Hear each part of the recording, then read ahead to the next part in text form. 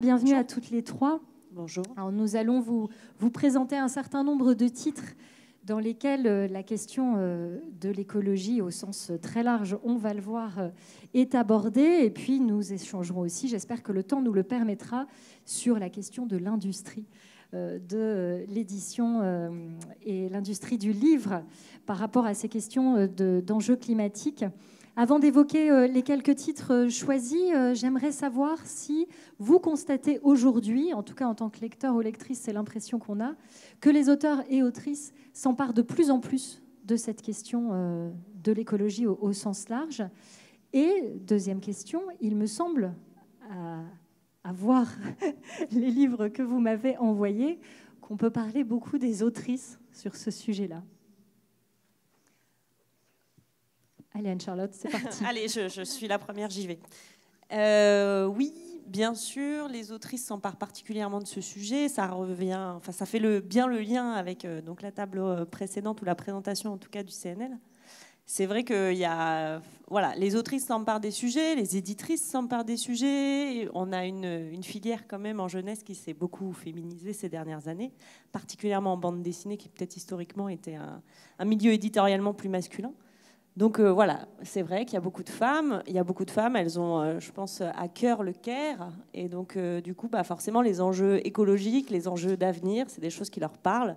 Et particulièrement dans cette logique de transmission avec leurs enfants, leurs proches, les jeunes qu'elles peuvent côtoyer dans différents milieux. Et donc, elles arrivent avec des envies, en tout cas des impulsions et des thématiques qui leur sont chères. Et donc qui enrichissent forcément l'offre éditoriale. Chez Glénat aussi, vous constatez qu'on va de plus en plus vers ce genre de sujet. Et deuxième question, est-ce que vous, en tant qu'éditrice, vous êtes aussi à l'initiative de projets de ce type-là ? Oui, en l'occurrence, ça vient vraiment des deux côtés. Donc c'est une jolie rencontre qui se fait sur ces thématiques-là. Pour prendre un exemple concret, donc dans les ouvrages dont on va parler plus tard, par exemple, Myriam Daman, c'est vraiment une autrice qui a une double casquette puisqu'elle travaille aussi à l'Agence française de développement. C'est vraiment son métier à temps plein à côté de son métier d'autrice. Et c'est avant tout en fait sa volonté de transmettre justement et de vulgariser ces questions qui sont quand même particulièrement complexes à une jeune génération. Et c'est aussi assez naturellement qu'au fil de nos discussions, d'abord on s'est évidemment retrouvés sur cette envie commune et qu'ensuite l'idée de la BD, alors que justement il y avait d'autres possibilités, pour s'emparer de ce sujet-là, est venu aussi comme un facilitateur et comme une façon aussi d'amener une accessibilité plus importante sur un sujet qui est complexe et qu'on veut vulgariser pour des enfants qui, en l'occurrence, sont déjà des pré-ados, mais malgré tout, c'est des sujets qui méritent des explications assez poussées, mais qui ne soient pas pour autant rédhibitoires dans leur forme. On va montrer ça tout à l'heure, effectivement. Alors Flore, la BD jeunesse, elle est toute jeune chez Albin Michel, puisqu'elle a été lancée en mars 2023. Vous allez nous apporter des auteurs sur cette table ronde qui se sont emparés de ces sujets. Oui, c'est pour ça que je voulais pas être la première à répondre à la question, pour pas être dans la contradiction, puisque bon, il se trouve que là, les deux bandes dessinées dont je vais parler, c'est les trois deux seuls auteurs et ce sont des hommes. Mais je pense que la féminisation en général de toute la bande dessinée, de toute manière, apporte plus de femmes sur ces sujets. Alors, il n'y a pas d'âge, effectivement, pour commencer la sensibilisation à l'écologie par les livres. La série Fauve qui peut, Aude Sarrazin, voici à quoi elle ressemble, a été publiée pour le premier tome, Le Grand Réchauffage, chez Glénat en mars 2023, et le deuxième tome est prévu en mois d'août, je crois, de cette année. L'air devenant irrespirable, on rencontre dans cette BD des animaux qui sont obligés d'émigrer vers le nord, de tenter d'émigrer. Alors notamment, vous le voyez en couverture, le lion Gaius, qui est plutôt fainéant, mais qui va faire le voyage de la Tanzanie vers la France, où il rencontre deux autres personnages, Melchior, Francine, un alpaga, une laie, qui est en train de bricoler une fusée pour quitter la Terre. Oui, parce qu'ils se rendent compte qu'au-delà du fait qu'effectivement le grand réchauffage les pousse de plus en plus vers le nord, ils en sont même à se dire que foutu pour foutu, il vaudrait mieux carrément quitter la planète. Donc ils vont s'embarquer dans une aventure qui va les emmener vers Proxima B, sachant que les hommes ont déjà déserté, évidemment, les courageux sont partis les premiers. Bon débarras, voilà. Selon l'alpaga Melchior. Ouais, ils n'ont pas beaucoup de regrets sur cette question-là. Et toute la thématique de l'ouvrage, qui est évidemment avant tout un ouvrage de divertissement, c'est très rigolo. Les personnages sont caractérisés de façon assez cocasse. Donc on on se sert justement de cette caractérisation pour faire rire, pour amener une vraie réflexion. Les lionnes sont parties avant le lion, lui il roupillait pendant ce temps-là, donc c'est quand même bien teinté de féminisme aussi. Et puis pour embarquer dans la fusée, la problématique c'est aussi que si on mêle des herbivores et des carnivores, ça va devenir... Est-ce que vraiment tout le monde va arriver sur la planète au bout du compte? Donc il forme un pacte pour que tout le monde soit végétarien pendant le voyage. Donc il y a aussi d'autres questions qui sont abordées. L'alimentation. Exactement. Mais le tout, effectivement, se sert de cette fiction qui gentiment joue aussi avec l'absurde et le cocasse pour évoquer une réalité qui est bien présente et qui est souvent déjà très présente à l'esprit des enfants, même à cet âge-là, même dès 7 ans. Je me sers d'animaux pour instruire les hommes, disait La Fontaine. Donc on est en plein dans cet état d'esprit. Alors Melchior l'alpaga explique à un moment donné au lion le principe de la chaîne alimentaire. Ce lion, c'est le Candide de l'histoire, qui permet de délivrer aussi des informations aux lecteurs. Il y a une partie didactique aussi dans ce livre. Il y a une partie didactique et puis c'est bien pratique d'avoir effectivement un personnage qui, comme tout un chacun, soit est dans un déni absolu, soit en tout cas, ça l'arrange bien de temps en temps de ne pas trop regarder en face la réalité. Donc oui, c'est le prétexte évidemment à ce que les autres lui ouvrent les yeux sur un certain nombre de faits, sur ce fameux grand réchauffage qu'on a amené de façon un peu rigolote, mais bon voilà, tout le monde a bien compris de quoi on parlait. Donc oui, c'est évidemment, les personnages sont avant tout des vecteurs pour passer des informations, mais le tout avec un ton décalé et léger. Léger, effectivement. De quoi sera-t-il question dans le tome 2 ? Dans le tome 2, en fait, le voyage a abouti sur cette fameuse planète, mais ils vont devoir repartir. Et là, en l'occurrence, ils vont faire un bond dans le temps et se retrouver face à des dinosaures. Donc voilà, on est vraiment dans une fiction particulièrement débridée, le tout étant de s'amuser aussi avec cette thématique à travers et le temps et l'espace, et d'emmener à chaque fois les problématiques dans d'autres univers de fiction. Merci Flore. Piacentino, la BD jeunesse, je le disais, est arrivée tout récemment chez Albin Michel. C'est à cette occasion qu'a été lancée une première série. Scott Maguin s'appelle l'émission du Grr. C'est facile à prononcer. C'est de Scott Magoun, un auteur américain. C'est traduit en français par Philippe Touboul et ça s'appelle The Extincts en anglais. Exactement. Si tu as du mal à prononcer la version française, dis-toi que la version américaine, The Extincts, je me suis dit que c'était vraiment pas possible. Non, c'est vrai que l'émission du Grr, c'est bien. Alors, c'est le groupe des Rangers à la rescousse de la Terre, avec 2 R, qui est composé de Lug, Marty, Kito, Scratch et Ursa, qui ont pour mission de protéger la nature, même dans les endroits les plus reculés de la planète. Alors, ils ont une particularité, ces animaux. Ils appartiennent à des espèces qui n'existent plus. Alors, les plus experts d'entre vous l'ont peut-être remarqué à l'annonce des noms, mais il y a des choses très surprenantes. Par exemple, les pigeons migrateurs. On n'a pas forcément en tête que c'est une espèce de pigeon qui a disparu. Ça permet de le découvrir. Et tu m'as posé une question ? Non, c'était nous présenter ce petit groupe-là qui a disparu. Alors, c'est une BD dès 8 ans, c'est ça, qui est proposée. Alors, il y a quand même des passages un peu exigeants pour 8 ans, mais... Il faut avoir déjà appris à lire, clairement. Après, la tranche d'âge, chaque enfant a sa rapidité. Mais là, c'est quand on a déjà appris à lire. Et donc, c'est pour le plaisir d'aller dans une aventure qui, justement, va être très dense, très riche. Je vous montre au passage le format. On est sur un 160 pages, donc il y a de la lecture. Et évidemment, il y a plein d'actions. Alors, dans le tome 1, qui s'appelle Corne de licorne, le groupe des Rangers va se retrouver en Sibérie, au cratère de Batagaïka, qui est causé par la fonte des glaces, la fonte du permafrost, qu'on appelle pergélisol en français. Ça, je l'ignorais. Et il s'agit de mettre la main sur une corne de licorne qui a des pouvoirs de guérison. Chacun de nous est le dernier de son espèce, peut-on lire, mais notre famille est la première de son espèce. Nous allons répondre à l'appel de la nature ensemble. Ce qui sous-tend cette série et qu'on retrouve dans beaucoup d'ouvrages sur l'écologie, c'est vraiment la coopération. Oui, absolument. Donc là, ces 4 animaux, ils ont été ramenés à la vie par un savant fou à partir d'une souche d'ADN retrouvée. J'espère que vous avez vu Jurassic Park. Nous sommes dans une déclinaison. Ils sont embauchés par ce savant fou pour aller essayer de préserver soit des espèces animales, florales, soit un écosystème dans son ensemble plus large. Et donc là, dans le premier tome, il s'agit de retrouver une corne de licorne avant des braconniers.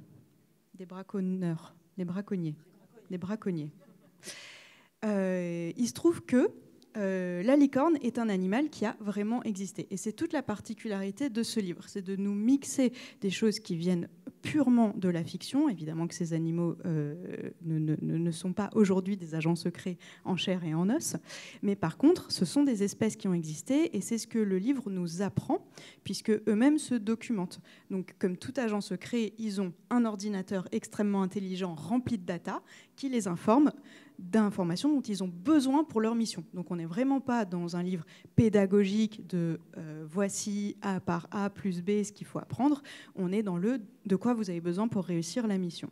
Et là, la pleine page qui est proposée, c'est la corne qu'ils vont réussir à retrouver, puisque le dégel du permafrost en Sibérie fait réapparaître, et ça c'est véridique, des nouveaux objets du passé, et donc des nouveaux os du passé.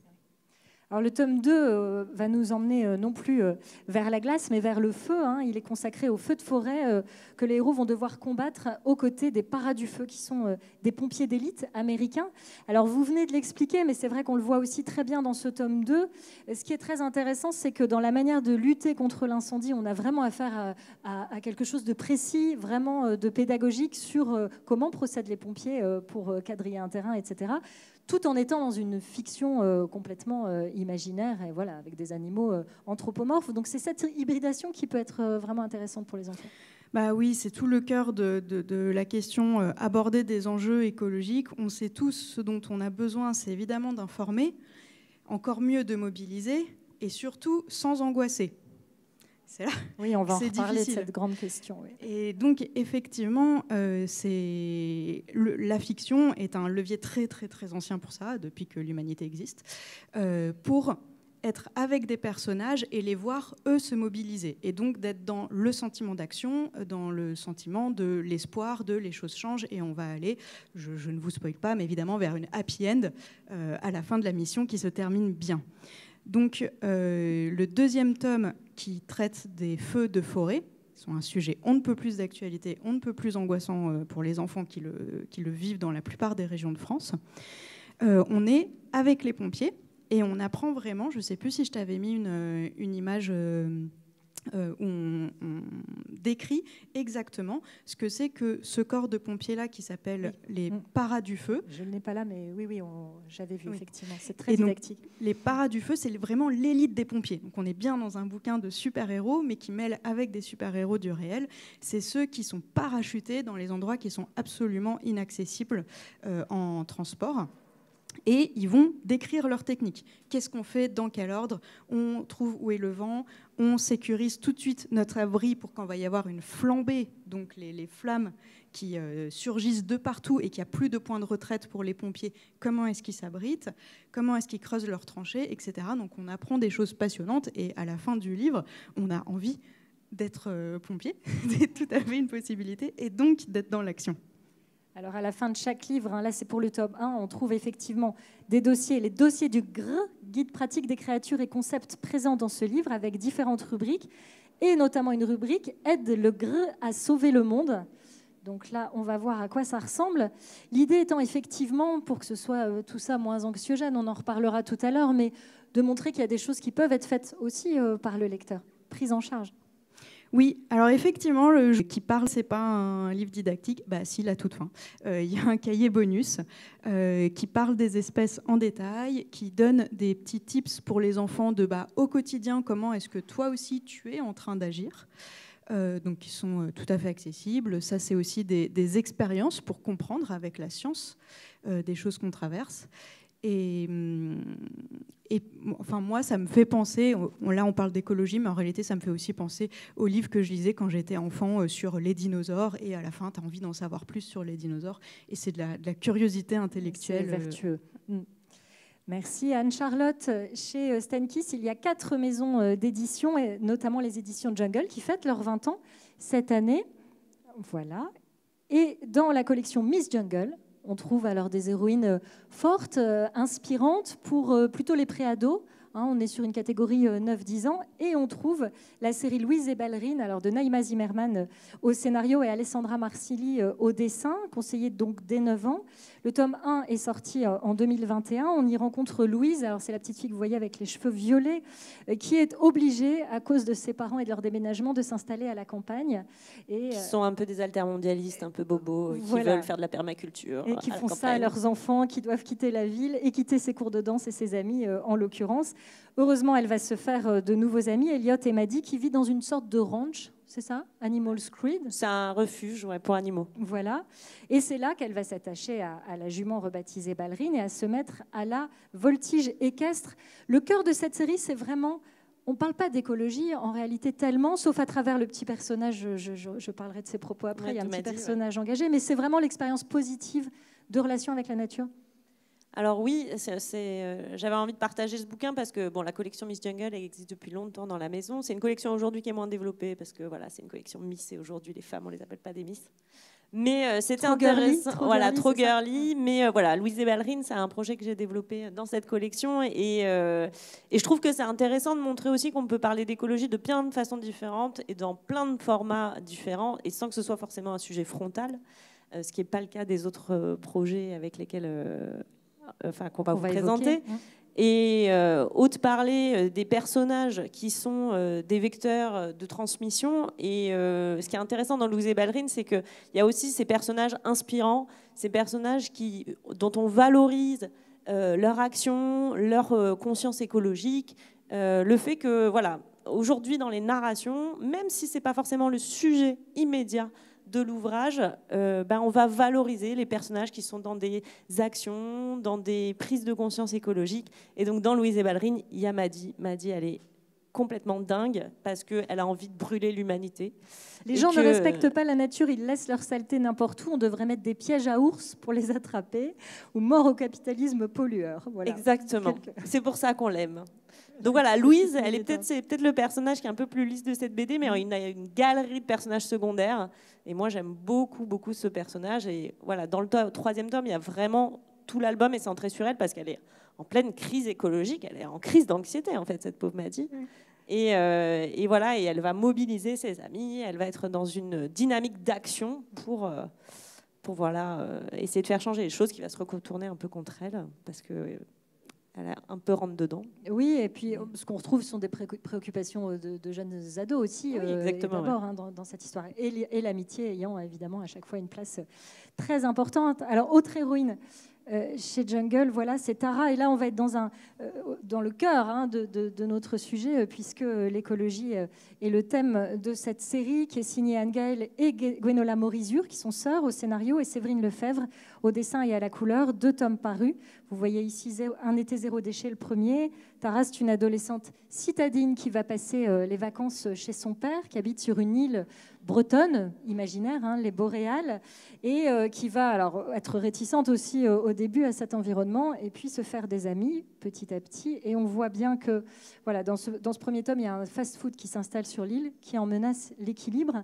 Et ce qui est intéressant, c'est que ce sont les jeunes là qui vont prendre le pouvoir pour préserver l'équilibre de cette île, quitte à s'émanciper de la tutelle des adultes. Bon, après ça, je crois que c'est une règle de toute façon en littérature jeunesse. Le principe, c'est que les lecteurs soient maîtres de leur destin, maîtres de leurs actions, et quelque part, les adultes, on les met un peu au second plan. Ils ont un rôle plus secondaire, sauf dans des projets qui vont parler effectivement de la relation enfant-adulte. Mais voilà, sinon, le principe de la littérature jeunesse, c'est je prends le pouvoir, moi, enfant. C'est exactement le cas ici, et le projet de Tara, il est sur c'est quoi de prendre conscience de l'écologie, c'est quoi que un peu cette espèce de concept écologie, on met un peu tout et n'importe quoi là-dedans, et ça te traverse et ça te parle à toi en tant qu'être humain parce que ça te touche et parce que ça a un impact sur ton environnement.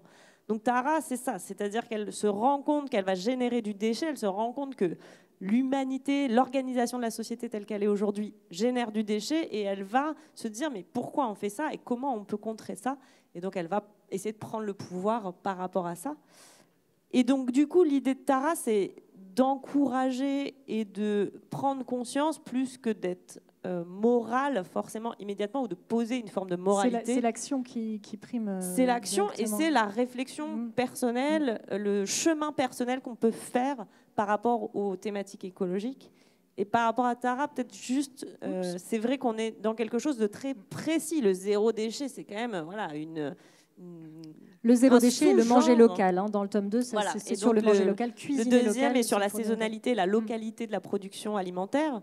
Donc voilà, on est sur des sujets spécifiques. Là, on rentre frontalement dans l'écologie et voilà, dans des thématiques et des choses qui vont permettre de concrétiser l'écologie. Avec aussi un dossier graphique en fin d'histoire, voilà, pour proposer aux lecteurs et aux lectrices des moyens, c'est-à-dire dans la même logique à leur auteur. Flora a proposé. Absolument.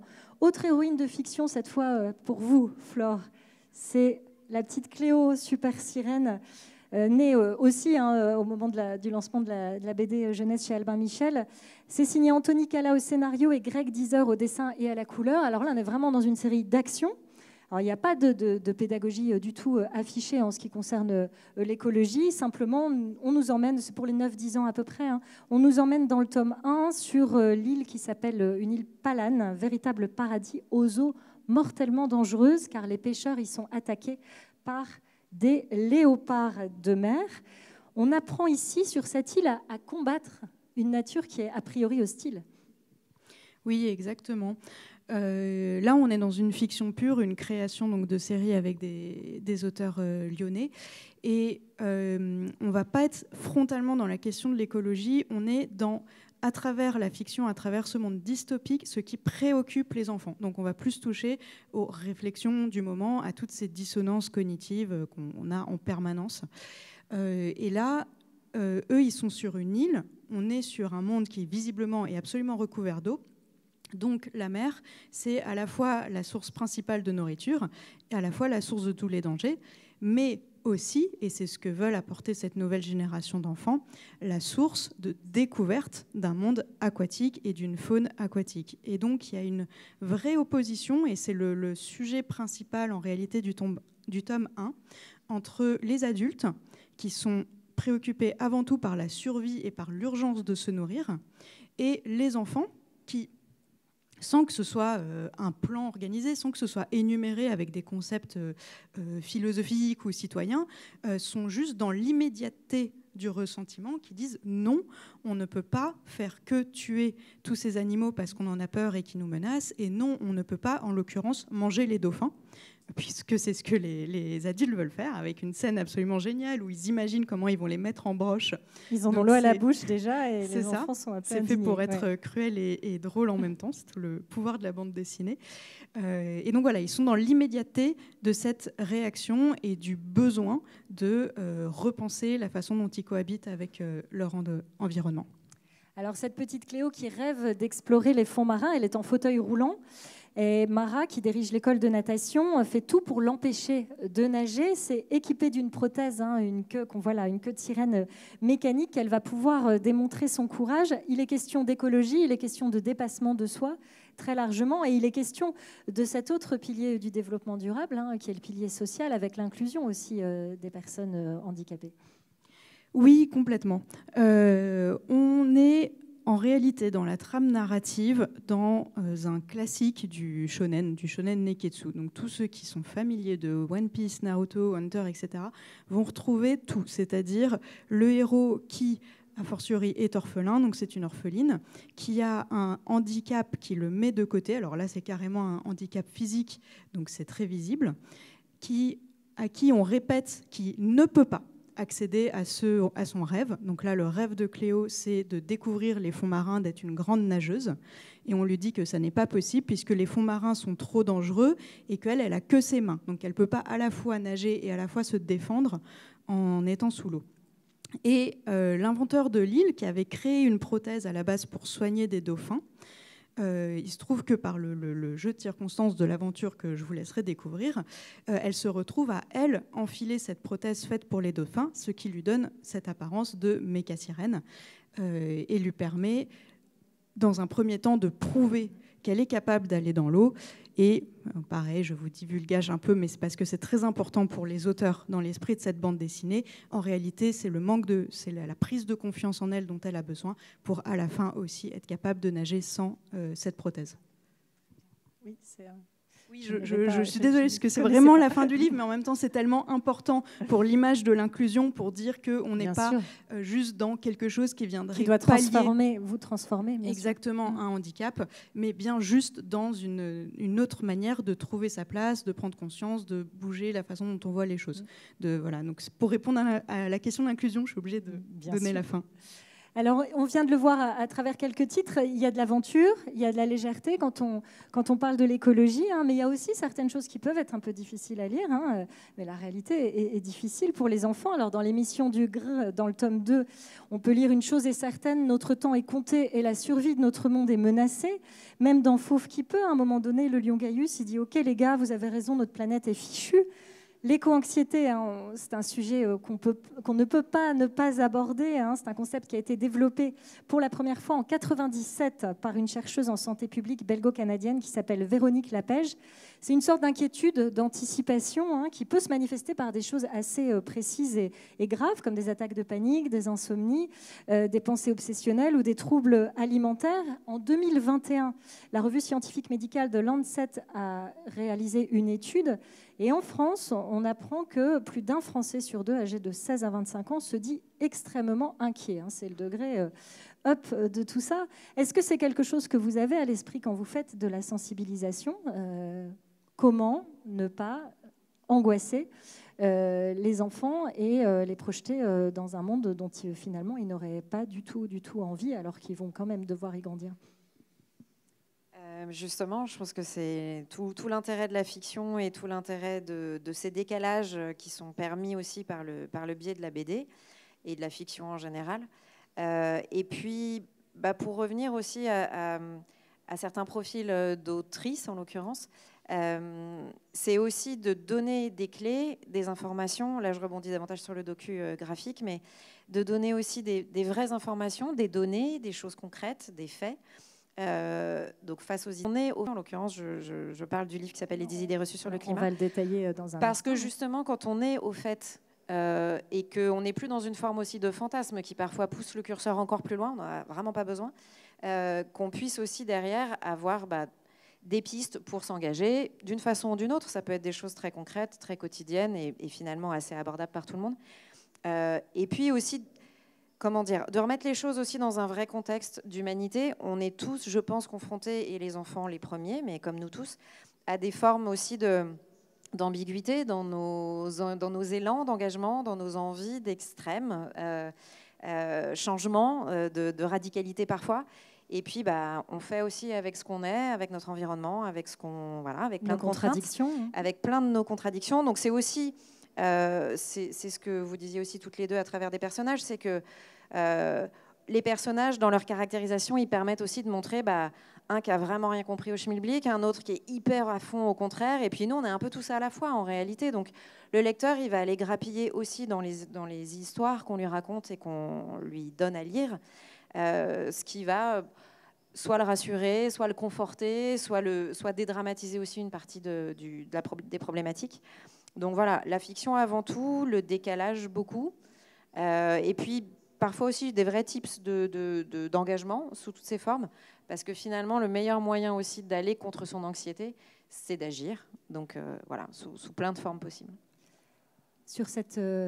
Je suis tout à fait d'accord avec ce que dit Aude, c'est magnifique.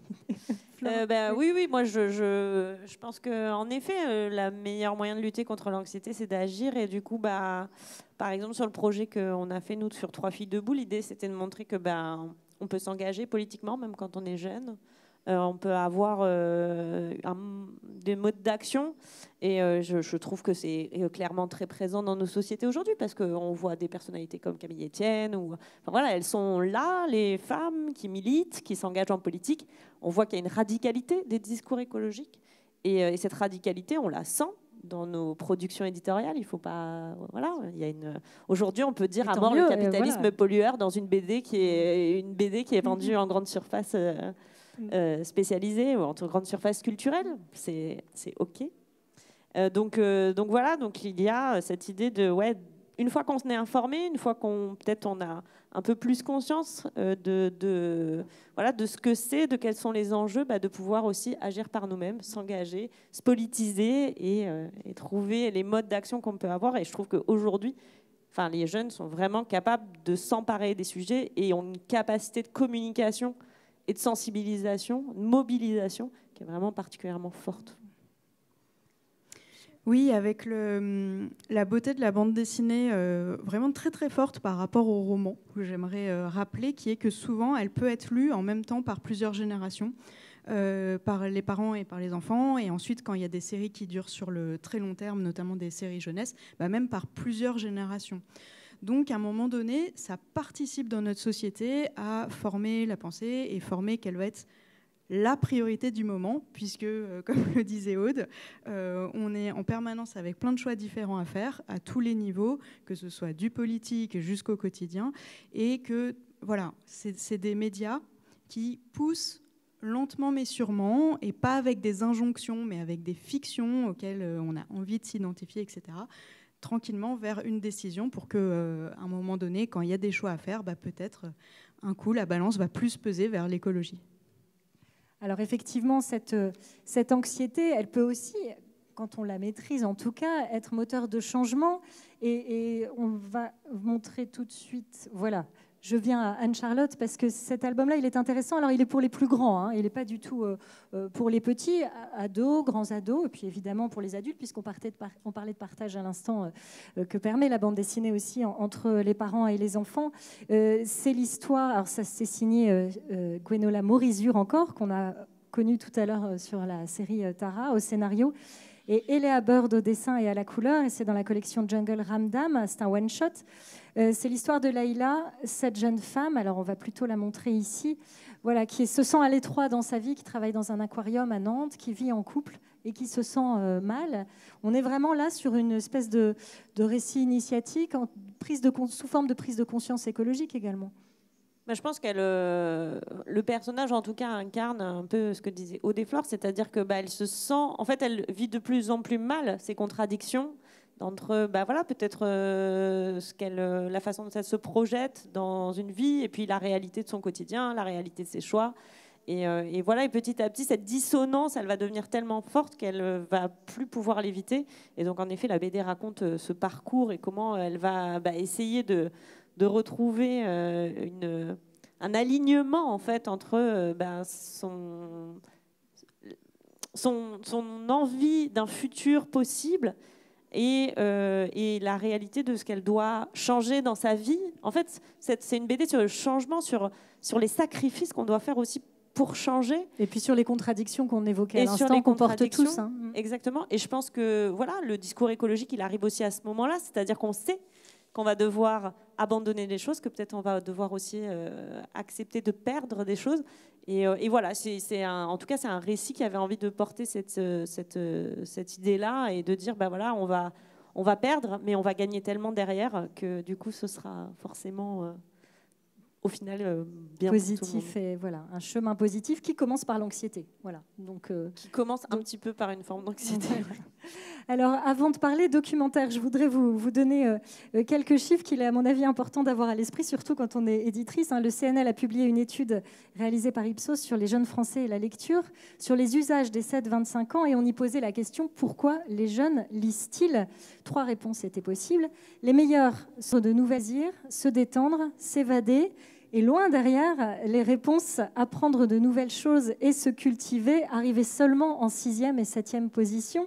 Donc quand on se lance dans le documentaire, l'enjeu est évidemment de rester dans la lecture plaisir. Oui, c'est très clairement un enjeu. Et c'est justement donc, le choix qui a été fait sur ce livre des idées reçues sur le climat. Donc les 2 autrices que sont Myriam Daman et Anne-Fleur Cristofari, elles sont toutes les 2 donc à l'Agence française de développement, expertes climat. Donc elles ont mangé du GIEC matin et soir pendant des années. Donc bon, ça crée une forme aussi d'éco-anxiété chez elles, très clairement. Mais justement, on ne s'arrête pas à ça. Et en l'occurrence, Myriam, elle est autrice jeunesse chez nous, chez Glénat, chez Gallimard et ailleurs. Et son envie a été vraiment de réunir ces deux pans de sa vie qui sont chez elle parfaitement intriqués au quotidien, et aussi de pouvoir proposer justement en un ouvrage qui se veut accessible et voilà, un peu léger malgré tout dans sa forme, des réponses à toutes ces questions sur ces fameuses idées reçues. Donc elles en ont choisi 10 toutes les deux, et c'est illustré par Maureen Poignonnec. Elles en ont choisi 10 parmi celles qui revenaient le plus dans les dîners de famille, dans les apéros avec les copains, et qui donc font partie de notre quotidien depuis longtemps. Donc la première, évidemment, c'est le déni pur et dur. Le changement climatique, ça n'existe pas. Ça, on commence quand même gentiment à en sortir. Mais Et ça, dans la préface, il est précisé que selon un sondage mené par Opinionway, donc c'est le groupe Les Échos, un quart des Français de 18 à 25 ans sont climato-sceptiques quand même. Il y a toujours, en fait, cette petite musique qui continue de ronronner. Alors j'imagine quand même que plus on va avancer, moins ce sera le cas. Il y a des évidences qui sautent aux yeux. L'intro a été rédigée par Camille Etienne, justement. Donc elle est vraiment aussi baignée dans le sujet au quotidien. Mais effectivement, c'était une façon quand même d'entrer dans le sujet, voilà, un peu les pieds dans le plat. Et puis après, un peu tout le florilège qu'on peut entendre de c'est dans longtemps, c'est un problème de riches, de toute façon, la technologie va nous sauver, les ours polaires, ouais, c'est dommage pour eux, mais enfin bon, les autres, ils vont s'en sortir. Donc il y avait un peu toutes ces façons d'entrer, et on a vraiment trouvé, côté édito aussi, en discutant avec les deux autrices et Maureen à l'illustration, que cet angle des idées reçues, c'était une chouette façon justement d'amener un peu brut de décoffrage les sujets, et derrière de les décrypter, de faire une vraie vulgarisation, donc qui est à la fois vraiment fournie, étayée, mais donc on a joué avec les codes de la BD, et c'est là en fait où c'est assez rigolo, parce que ça nous est venu à toutes de façon assez évidente, alors qu'on aurait pu en faire un documentaire, tout ce qui est de plus classique, avec des jolis encadrés et des camemberts. Mais on avait très envie, effectivement, que la forme donne vraiment envie de le saisir, de regarder de plus près. Et ensuite, le propos, il est formulé de façon, malgré tout, assez amusante. Mais derrière, c'est des faits, c'est des données, c'est des chiffres qu'elle manipule toute la journée. Donc, c'est vraiment très, très documenté, très vérifié. Et puis, il y a à chaque fois une façon simple, posée, de résumer ces histoires d'idées reçues, de les déconstruire et d'arriver à une conclusion pour ces 10 points d'entrée. Alors, voilà. Avec une force dans le langage bande dessinée qui joue à la fois effectivement sur le texte et sur l'image, c'est de jouer sur des registres différents. Alors, par exemple, page 17, on peut lire « Afin de rendre ce chapitre plus léger et sans égard pour sa dignité, Killing, qui est un scientifique, sera représenté par un panda roux. » Plus loin, c'est le climatologue américain, Alan Robock, qui va être sous les traits d'un tamarin empereur. Alors là, je pense que je dois en avoir un ici. Voilà, ici, vous voyez, oh, pardon. Je vais essayer de zoomer un petit peu. Voilà. Alors lui, c'est Rob Hopkins. Vous voyez, professeur de permaculture et initiateur du mouvement. Bon, là, on est vraiment Lui, c'est un paresseux. C'est un paresseux. Voilà, il aura apprécié sans doute. Après tout le travail qu'il a fourni, le pauvre. Mais effectivement, là, on voit bien dans quelle mesure la bande dessinée autorise des décalages et permet de contrebalancer l'effet de sérieux qui est inhérent à des discours comme ça. C'était une vraie volonté. Et puis de se servir aussi de la narration séquentielle, même si elle est assez déstructurée et un peu réinterprétée librement, mais d'avoir quand même ce jeu aussi de ping-pong, puisque ces idées reçues, elles sont portées par des personnages qui sont des avatars qui se promènent dans l'ouvrage partout, et notre petite narratrice y répond donc tout du long. Mais c'est justement ces personnages, on les a voulu aussi très divers. Donc il y a une petite grand-mère, il y a une ado, il y a un mec plutôt en costard. On a voulu aussi représenter la diversité juste de l'humanité qui se pose toutes ces questions aujourd'hui, et ne pas le réduire donc voilà, justement, à soi, c'est un problème de riche, c'est un truc de bobo. Et puis la BD a besoin d'incarner, donc il faut aussi des paroles. Il fallait que ce soit incarné, et puis que ce soit le plus large possible. Ça rejoint ce qui a été dit en tout début de matinée, c'est qu'effectivement la BD, c'est vraiment un vecteur qui permet l'éventail le plus ouvert possible. Et donc chez nous, il fallait, c'est les contraintes de l'édition, il fallait mettre un âge à partir de. Donc a priori, voilà, c'est vraiment, on peut s'en emparer dès le collège sans aucun problème, même la fin de primaire pour les plus motivés. Mais en réalité, on se rend compte dans les pratiques et nos autrices en déplacement, en dédicace, en intervention, qu'il y a pas mal d'adultes. Et franchement, moi, j'ai appris plein de trucs en l'éditant. Il y a beaucoup de choses qui sont juste très faciles à mettre entre les mains de tout le monde, y compris d'adultes. Alors, c'était justement ma question suivante. Les éditions Glénat ont lancé un podcast que je vous invite à écouter. Ça s'appelle « Chérie, j'ai bouquiné les gosses », qui parle aux parents des livres de leurs enfants, qui est disponible gratuitement sur toutes les plateformes d'écoute. Le numéro 1 était consacré aux émotions et le numéro 2, auquel vous avez participé, est consacré à l'écologie. Et on y retrouve l'une des autrices, Myriam Daman, sur ce podcast. Elle y explique justement qu'elle n'a pas l'impression d'avoir adapté le contenu de l'album en termes de fond et de qualité d'information par rapport aux formations qu'elle peut donner dans son travail, à être compris professionnel auprès des adultes. Ça prouve en effet que c'est une lecture qui gagne à être partagée entre parents et enfants. Oui, c'est très large, et elles étaient toutes les deux extrêmement exigeantes sur justement la qualité des informations qui étaient données. Et c'était toute la difficulté, c'était de garder cette exigence et cette qualité-là, tout en la rendant accessible. Et c'est vraiment, c'est tout le travail de la vulgarisation. Et Myriam, elle est extrêmement forte dans cet exercice-là.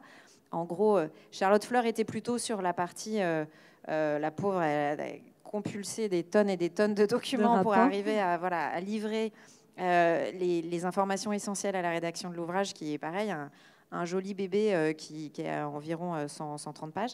Donc c'est assez dense. Et derrière, le travail de Myriam, mais c'est son travail aujourd'hui à l'Agence française de développement, elle a légèrement changé de poste et aujourd'hui, elle travaille vraiment spécifiquement sur la vulgarisation auprès des jeunes générations. Donc voilà, la boucle est bouclée. Dans son parcours, elle, en tout cas, il y avait une forme d'évidence. Et dans notre relation aussi éditrice-autrice, en l'occurrence, c'était tombé au bon moment. Mais oui, j'avais fait une petite slide sur les autrices engagées parce que j'imagine que votre expérience est la même. En l'occurrence, c'est vraiment des profils d'autrices, en l'occurrence, chez qui c'est viscéral. C'est-à-dire que c'est vraiment quelque chose qui sort de leur tripes et ça infuse dans toute leur vie. Donc bien sûr, c'est des sujets qu'elles portent dans leur récit et dans tout ce qu'elles produisent en termes d'écrit. Mais en l'occurrence, elles sont vraiment très engagées, toutes.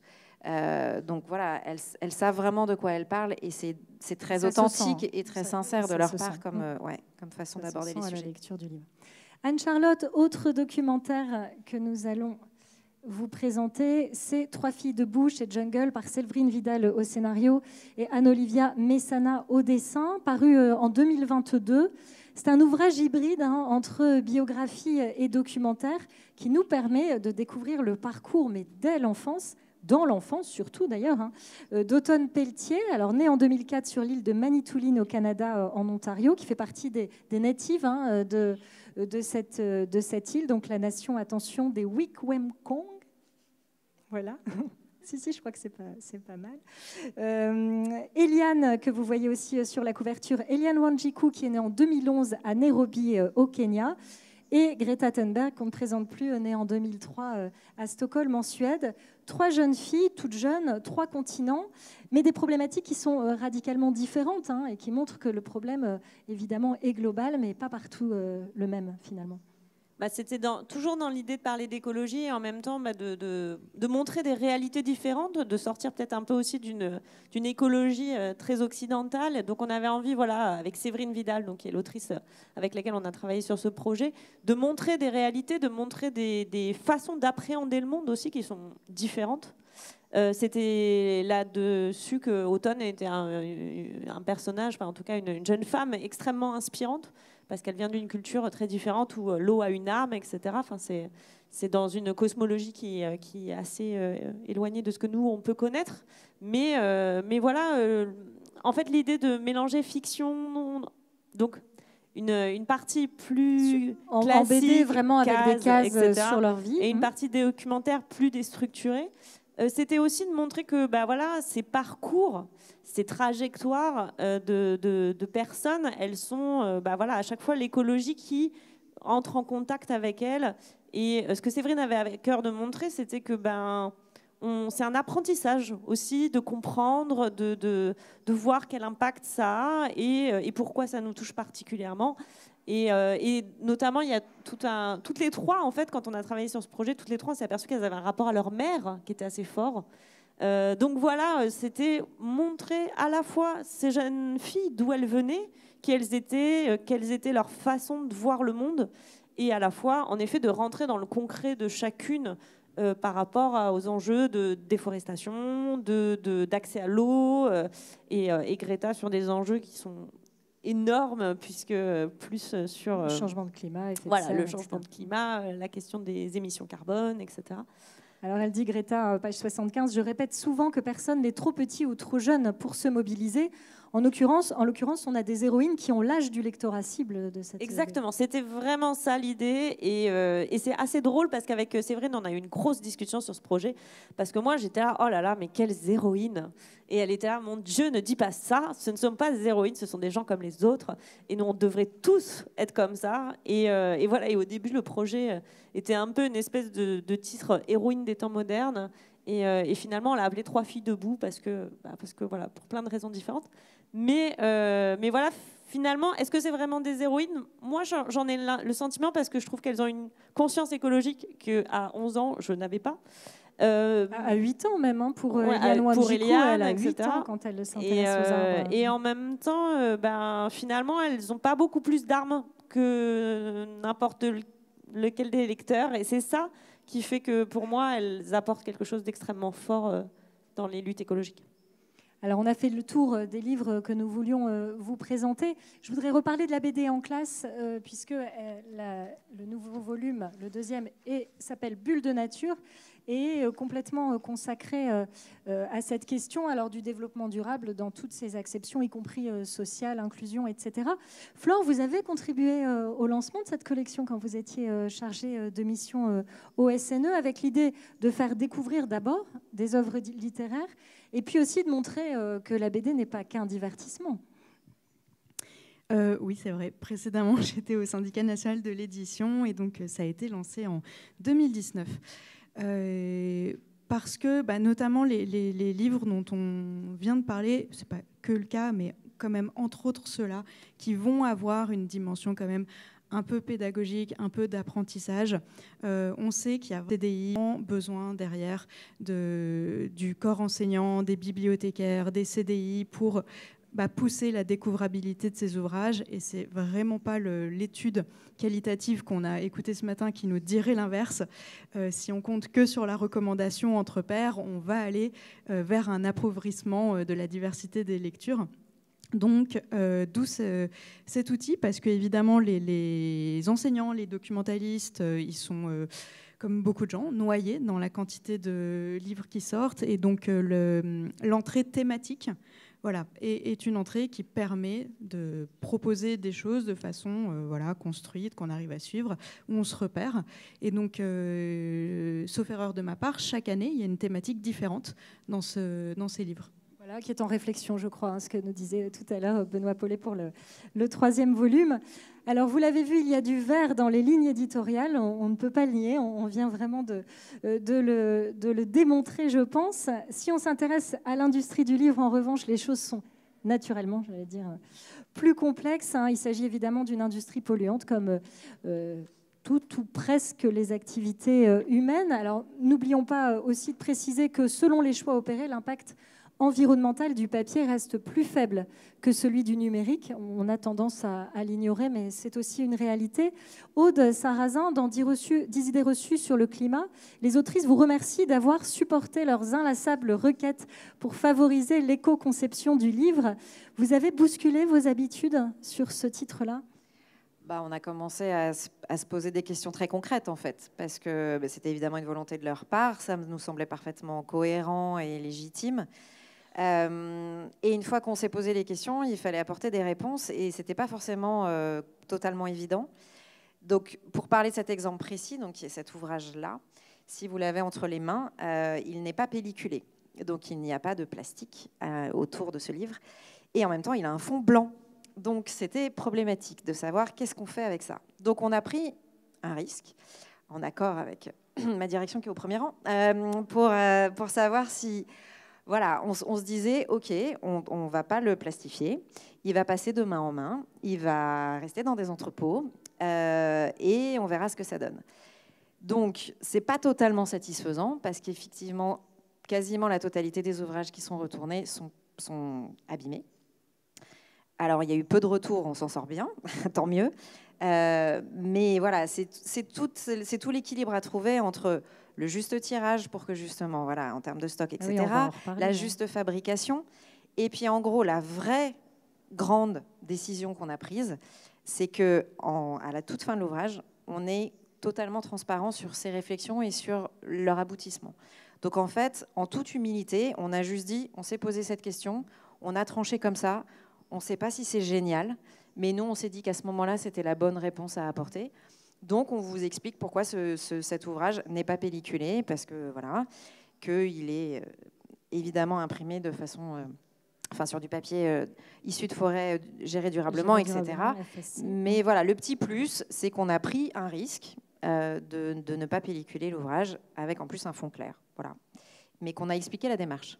C'était ça qui nous semblait important. Oui, déjà la transparence et qu'on puisse échanger. Vous pourrez poser vos questions sur ces sujets, mais alors on pourrait effectivement y passer des heures, tant tous ces équilibres sont complexes. Flore Piacentino, Cléo Super Sirène et l'émission du Grain sont imprimés en France tous les deux chez Paulina. Est-ce que c'est une politique générale chez Albin Michel ou est-ce que c'était spécifique à ces livres-là ? Alors, Albin Michel, c'est une grande maison d'édition qui couvre beaucoup de secteurs, donc je ne pourrais pas vous répondre du tout pour l'ensemble. En tout cas, oui, évidemment, en sachant que ces livres avaient à cœur, en fond, des questions d'écologie, c'est une des premières questions que j'ai posées, de s'assurer qu'on ait les labels, parce que je partais du principe, au-delà même de toute conviction personnelle, que pour les auteurs et pour les lecteurs qui allaient être sensibles à ce type d'ouvrage, ils allaient s'informer et ils allaient probablement regarder à l'intérieur de l'ouvrage s'il y a bien à minima les fameux labels pour savoir d'où sont issues les forêts. Donc j'ai découvert à cette occasion qu'il faut que le papier et la couverture possèdent le même label pour qu'un label puisse être apposé dans l'ouvrage. On est rentré dans des complexités que je ne maîtrisais pas du tout. Parce qu'il arrive que certains imprimeurs aussi sous-traitent les couvertures, par exemple, n'est pas le savoir-faire. Donc, on passe le marché avec un imprimeur et il peut arriver que cet imprimeur fasse réaliser la couverture dans d'autres conditions. Oui, et puis j'ai découvert qu'en fait, la couverture peut être issue d'un certain label, le papier intérieur d'un autre label, mais que du coup, on ne peut rien apposer sur l'ouvrage. Ça n'est pas uniformisé. Je pense que c'est un peu comme le bio et le naturel. Et il doit y avoir plein de complexités. Et il y a d'ailleurs en fait, il y a beaucoup de gens dans les maisons d'édition, y compris, il y a des gens qui sont à la fabrication, c'est un métier assez visible, ceux avec qui on communique pour déterminer l'objet, mais il y a aussi les gens qui sont spécialisés dans l'achat de papier, qui est un métier qui est encore plus opaque et qui, eux, connaissent vraiment toutes les subtilités. Alors dans les grands groupes aujourd'hui, c'est en majorité l'éditeur qui fait son achat de papier directement auprès du papetier. Ce n'est pas l'imprimeur qui achète le papier, je crois. 75%, il me semble, des achats de papier se font directement par les groupes d'édition. Alors Anne-Charlotte, dans les livres qu'on a présentés ce matin, il y a soit de l'impression en France, soit en Pologne, soit en Lettonie, mais chez une imprimerie qui travaille énormément avec la France, 26% de son chiffre d'affaires, qui a toutes les certifications et tous les labels. Est-ce que vous, en tant qu'éditrice, vous avez la main sur ces sujets ou pas du tout ? Alors moi, en plus, j'ai été fabricante. Donc,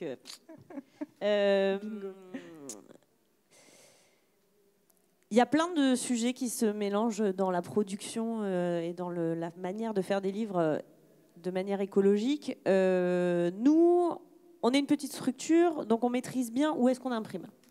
Chez Jungle, on a 60% de notre production qui est en France et on est quasiment, je pense, à 95% en Union européenne. Il faut savoir que les parcs machines, c'est super. En Italie, en Espagne, il y a des savoir-faire. Donc voilà, il y a aussi cette idée-là de dire c'est super d'imprimer en France, mais parfois on va chercher des choses spécifiques et c'est certains imprimeurs qui ont certains savoir-faire et certains parcs machines. Sur la question des papiers, c'est compliqué parce que, en effet, ce que disait Flore est tout à fait vrai. Il y a des labels, FFC, PEFC. On essaie de tracer, d'être dans des logiques de gestion responsable du papier. Il y a une filière en France de recyclage de papier, mais qui a des difficultés à exister et à vivre. Nous, on est en train aujourd'hui de monter un partenariat avec un papetier pour travailler sur du papier recyclé, mais il faut savoir que c'est des papiers qui réagissent difficilement à la couleur, qui peuvent biaiser les couleurs, qui peuvent... Et bon, les auteurs ont de grandes envies, et c'est pour ça qu'on a envie d'aller dans cette dynamique-là.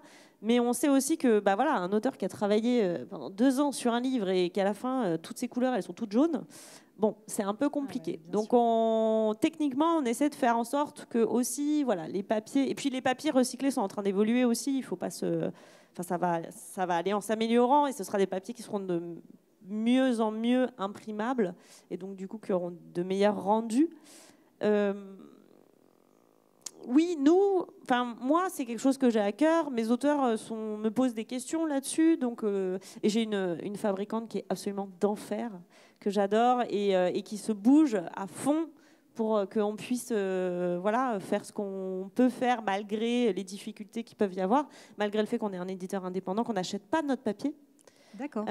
On peut l'acheter ponctuellement sur des gros tirages, etc. Mais sinon, globalement, c'est plutôt nos imprimeurs qui vont nous fournir les papiers. Ça n'empêche pas d'avoir le choix, mais c'est juste que nous, on ne va pas acheter 50 tonnes pour un bouquin qu'on va imprimer à 3000 exemplaires. Voilà. Et de toute façon, avec la crise du papier, aujourd'hui, il y a des quotas par pays. Donc, beaucoup d'éditeurs sont obligés de multiplier les prestataires ou de modifier leurs habitudes aussi de ce point de vue-là. Pour vous donner juste quelques chiffres, selon l'ADEME, Agence de la transition écologique, l'édition française représente 7,8% de la consommation totale de papier graphique en France en 2021. La majorité du papier, donc 75%, est acheté par les maisons d'édition. Et en 2021, 98% du papier acheté par les éditeurs est certifié PEFC ou FSC, comme on l'a dit, ou bien recyclé. Alors 97% certifié, 1% recyclé. Donc c'est ce qu'on dit, c'est encore parce que la qualité du papier ne permet pas d'obtenir des rendus corrects en bande dessinée notamment ou en illustration jeunesse.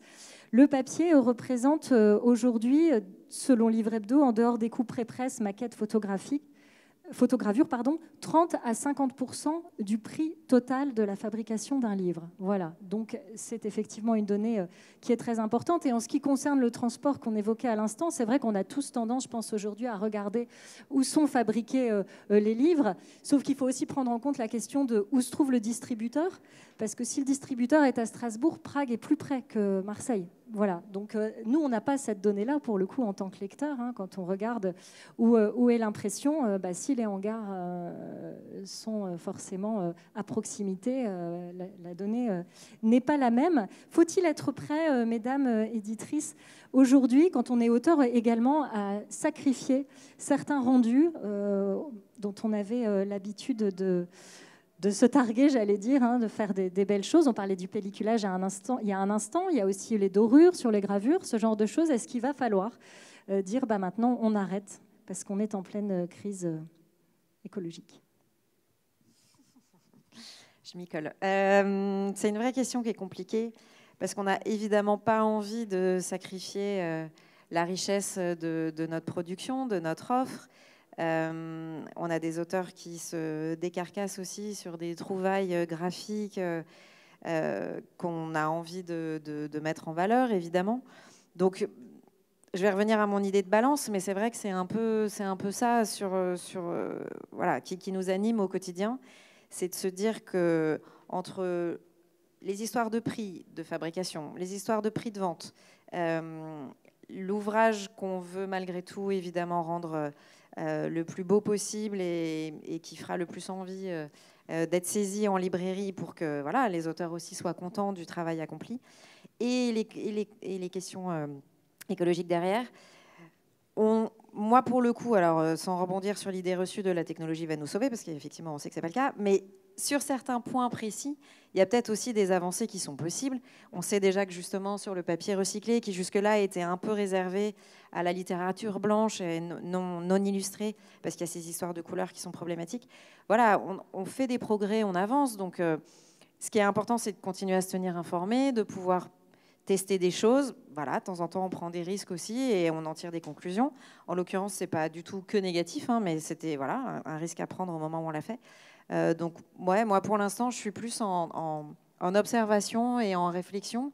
Et puis surtout, de nouveau, à la fois avoir une volonté de transparence. Donc, peut-être que les éditeurs ont aussi un devoir là-dessus de davantage expliquer en fait ce qu'ils font, pourquoi ils le font, que c'est pas parfait, mais que on tente des choses, en tout cas d'expliquer le trajet. Et puis ce dialogue permanent avec les auteurs et les autrices qui sont effectivement, illustrateurs, illustratrices aussi, qui sont effectivement demandeurs aussi, et dans cette propre, enfin, et dans cette même et dans ce même équilibre à chercher ensemble, ouais, voilà, avec des fabricants sur lesquels effectivement c'est hyper précieux de s'appuyer parce que c'est eux qui sont en lien, c'est eux qui parfois ont des trouvailles géniales, et ça c'est un aspect aussi qui est passionnant dans notre métier, mais qui en plus là prend une ampleur particulièrement accrue ces derniers temps. La sur ces coopération, questions-là. on parlait de coopération tout à l'heure.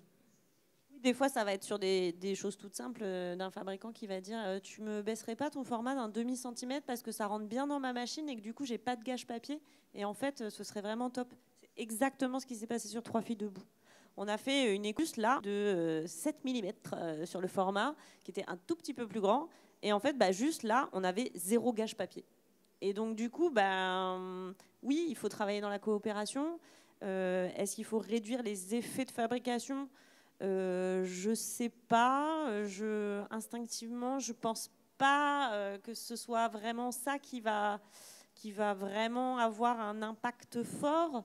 Mais de toute façon, oui, notre organisation industrielle, notre système a besoin d'être réfléchi et pensé de plus en plus, et dans ces logiques-là. Et c'est bien que ce soit les auteurs qui nous y obligent, c'est bien que ce soit les éditeurs qui se poussent aussi, et parce que de toute façon, les lecteurs seront là derrière pour nous sanctionner si jamais on ne bouge pas. Peut-être que tu as donné l'idée du prochain combat de sensibilisation du public. Parce qu'aujourd'hui, pour être transparent, je ne pense vraiment pas que côté consommateur, il y a une sensibilité à il y a du vernis, il y a de la dorure, ça change quoi que ce soit à l'impact. Et donc, il y a maintenant des labels pour le papier, ça fait un moment que ça existe. Je pense qu'aujourd'hui, les lecteurs les regardent plus qu'avant. Et c'est peut-être ça, la marche plus tard, mais qui peut fonctionner qu'avec une coopération des lecteurs, des auteurs, que tout le monde soit informé. Alors avant que vous puissiez poser vos questions, puisqu'on parle de transparence, je précise qu'il y a au sein du SNE une commission environnement qui a été créée en 2011 et qui propose une veille réglementaire sur les sujets environnementaux, qui réalise des études ou des fiches thématiques qui sont accessibles sur le site du Syndicat national de l'édition, donc sur le papier, le recyclage, le pilon. Et par exemple, sur le pilon, dont on dit que c'est un sujet tabou, les données sont précisées. Alors d'abord, le taux de retour, c'est-à-dire les invendus, c'est 21,2% du flux aller sur les années 2018, 2019, 2020. Et le taux de pilon, c'est 13,2% du flux aller. Voilà, donc ça reste effectivement, et ça repose cette question de la surproduction qu'on a évoquée tout à l'heure avec Benoît Paulet, et on pourrait repartir sur une heure d'échange. Faut-il produire moins de livres ? Faut-il interdire le droit de retour ? Faut-il, voilà, interdire le droit de retour, effectivement. Bon, ce sont des questions qu'on ne va pas malheureusement élucider, mais c'est à vous en tout cas de poser les vôtres maintenant. Mais je voulais vous dire qu'en termes de transparence, les informations sont disponibles, contrairement à ce qu'on pourrait imaginer, et que donc c'est déjà un travail important de la part des éditeurs qui est fait pour regarder précisément où on en est sur ces sujets difficiles. Avez-vous des questions que nous n'aurions pas évoquées, à la fois sur les livres, évidemment, sur l'offre éditoriale que nous avons balayée, et puis sur cette grande question de l'industrie du livre.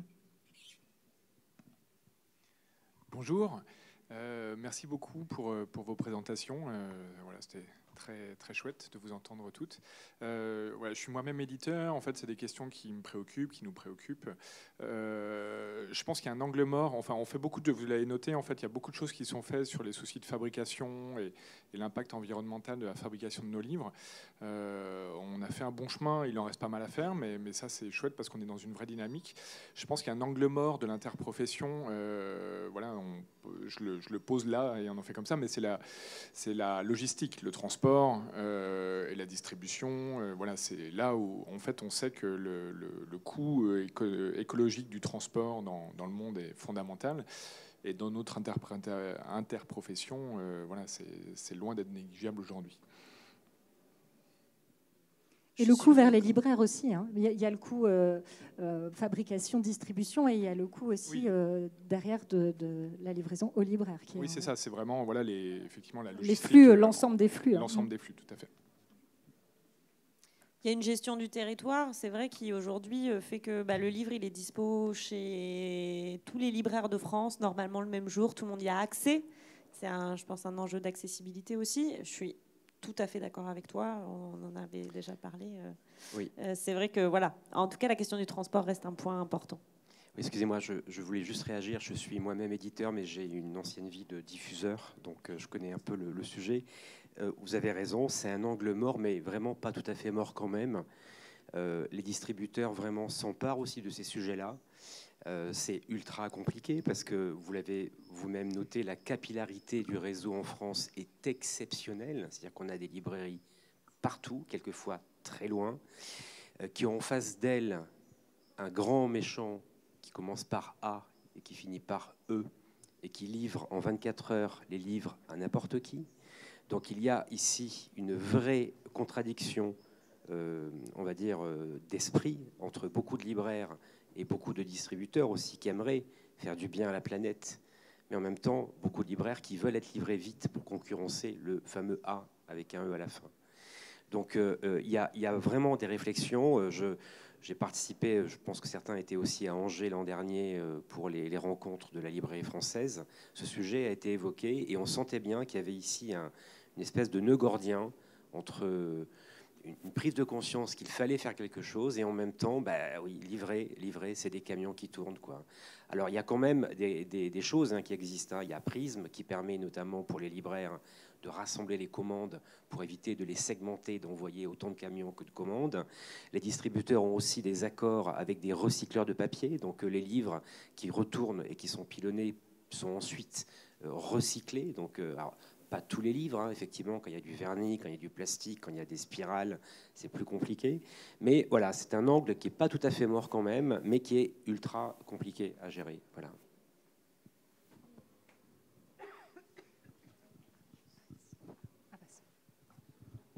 Bonjour, alors moi je travaille en bibliothèque et par rapport à tous ces livres qui sont invendus en librairie, il n'y a pas moyen de les revendre aux bibliothèques qui ont parfois très peu de budget pour acquérir des ouvrages. Ce ne sont pas les mêmes marchés. Oui, je ne sais pas, je ne connais pas grand-chose à ça. Il faut en parler au SNE. Ce ne sont... A priori, ce ne sont pas les mêmes marchés. Le marché public en ce qui concerne les achats bibliothèques, la librairie, c'est privé. Donc, en termes de procédures... Ah bah oui, c'est sûr qu'il y a beaucoup de... Mais les procédures ne sont pas les mêmes. Bonjour. Vous avez évoqué tout à l'heure le fait de la pollution entre comment dire, au niveau de la diffusion de la bande dessinée en numérique par rapport à celle en papier. Je ne sais pas, est-ce que vous pourriez en parler un petit peu ou... Alors, je n'ai pas des chiffres précisément sur le livre, mais l'étude que j'avais vue, c'est une étude qui a été faite par la Poste avec un organisme complètement indépendant et qui avait établi différents scénarios par rapport à des distributions de courriers ou de magazines, de supports publicitaires, etc. Et il y avait 4 scénarios différents. Et sur 3 des 4 scénarios, le papier était moins polluant que le numérique. Donc, on a tendance à dire, voilà, plus de papier, fini, zéro papier. Et en fait, il faut bien avoir toutes les données en tête, mais c'est toute la complexité de ce qu'on évoque, effectivement, parce que le coût numérique n'est pas neutre, loin s'en faut, par rapport à l'environnement non plus. Rien n'est parfait, en définitive, et c'est ce que je disais, les activités humaines, malheureusement, polluent. Et puis, il y a quand même un cercle de recyclage qui est clair et efficace dans le papier, qu'on n'a pas encore trouvé sur la tablette et autres liseuses. Pas d'autres questions ? Eh bien, écoutez, je vais signer la fin de... Lancer la... Voilà, à table. Merci Aude, à table. Merci beaucoup pour votre attention. Merci à tous.